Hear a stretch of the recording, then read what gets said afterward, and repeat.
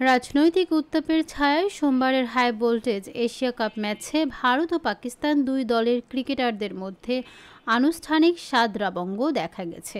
টসের সময় দুই দলের অধিনায়ক একে অপরের সঙ্গে করমর্দন করলেন না এবং ম্যাচ শেষে পুরস্কার বিতরণী অনুষ্ঠানেও পাকিস্তান অধিনায়ক সালমান আলী আগা উপস্থিত ছিলেন না। ঘটনাগুলো ম্যাচ জয়ের বাইরে সরব ও আলোচ্য বিষয় হয়ে দাঁড়িয়েছে। ভারত দলের সহজ জয়ের পরও মাঠে বিরূপ মনোভাব ও আনুষ্ঠানিকতার অভাব স্পষ্ট ছিল। শুরু থেকে দুপক্ষের খেলোয়াড়রা যেন দ্রুত সম্ভব মাঠ ছেড়ে যেতে চেয়েছেন।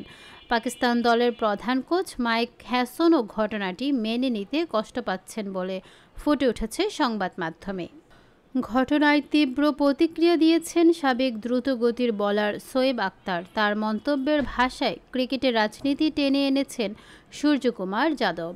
একই সঙ্গে পাকিস্তানের প্রাক্তন উইকেট কিপার ও ক্রিকেট বিশ্লেষক রশিদ লতিফ, যিনি আইসিসির নীরবতার উপর প্রশ্ন তুলেছেন।